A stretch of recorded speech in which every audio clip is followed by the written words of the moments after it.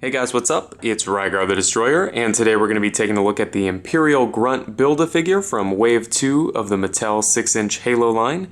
And I have to say that this guy is awesome. But before we get too far into it, let's go ahead and talk about his accessories as well as how tall he is here. So let me set him down on the table. He stands at 5 inches to the top of his backpack.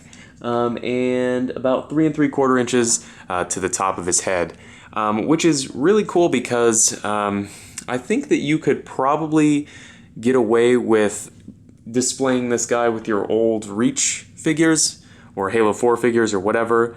He doesn't feel too big there, but if you notice, let me grab another Spartan. You know, with the 6-inch line, again, you know, it doesn't feel too small, and it doesn't feel too big with the old McFarlane figures, which is really cool. It can kind of serve double duty. Chances are you probably won't want to put it like in the front of your display. Maybe if you tuck it in the back of your old McFarlane figures, you won't notice. And he does come with one accessory, and that is the needler here. We've seen this before, but nice two-tone paint job and then nice translucent purple crystals up on the top, which are flexible so you won't break them whenever you're trying to wedge this thing into his hands. And that is one problem I have with this figure, and that is that he's got kind of a death grip growing on with his fingers, and he's got kind of some sausage fingers there, so it's really tough to get this in there. I'm convinced that you could do it with a blow dryer, but unfortunately it's late right now. I don't want to wake everyone up by heating up this guy's hand with a blow dryer, but I'm convinced that it would fit if you heated it up in there. As you can see, the fingers are definitely sculpted for it. And if you were lazy and you didn't want to do that, I'm convinced that they put these holes in the palms of the hands so that you could use a weapons peg to just stick it onto the outside. So either way, this guy is going to be able to hold his weapon. It just depends on how much work you're willing to put in. So overall, one more thing I should mention. One of the parts, the backpack, just clips on and you know, it's sculpted underneath. So you could, in theory, get away with not buying the backpack. It would look a little weird. Obviously looks way better with the backpack on, but you could, in theory, get away with not buying the backpack. And I think that this is, overall, one of the best Build-A-Figures they've done in the line. Obviously, there's only been the crawler and then the extra interchangeable pieces, but this is on a whole new level.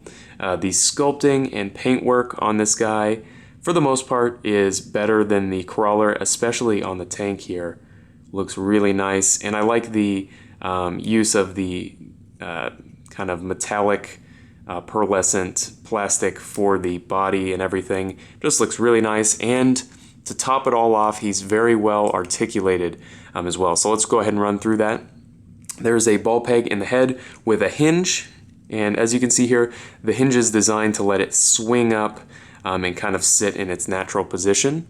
And then of course there is a swivel at the base of the neck. Then at his shoulders here, he's got ball hinges that do swivel 360. He's got a bicep swivel there, hinged elbows with a nice range of motion there, or at least enough, you know, for a grunt. And then he's got a swivel there again, a little redundant, but not too big of a deal. And then he's got swivel wrists here. Then he's got, it's a ball peg and then a swivel in the torso here. Again, not the greatest range of motion, but definitely more than enough for a grunt. And then there is a swivel and a hinge at the hips, really nice range of motion there. Hinge and swivel again at the knees, as you can see there, and then that's it. So overall, I think kind of the weakest point is the paintwork. There's not a lot of it, it's mostly molded plastic, but where it is applied, it is done very well. So I guess the real question that should be going through everyone's mind is it worth buying the whole wave just to get this guy? And I say 100% yes. It kind of sucks that they re-released basically the same Master Chief again with a little bit different paintwork. But I think the Build-A-Figure justifies it. It's really, really well done. And it's an important character, in my opinion, within the Halo universe. You know, you've got to have a Grunt, you know, for your Master Chief to just beat up on endlessly. So overall, I 100% recommend buying the whole line to get this guy. You know, if you can afford it.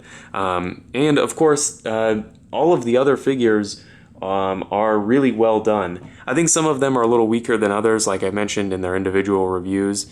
But I think on the whole, it's a really solid wave. I think Mattel is listening to the customers and kind of trying to improve on things that they've messed up in the past, you know, with the shoe sculpt, and they're doing more paint apps and everything. So I definitely think Mattel is trying, and I hope that they keep up the pace kind of in the future and release a lot more, you know, really high quality action figures for us to collect. So anyways, if you have any comments or questions, please leave them down in the comment section below, and I guess I'll see you later.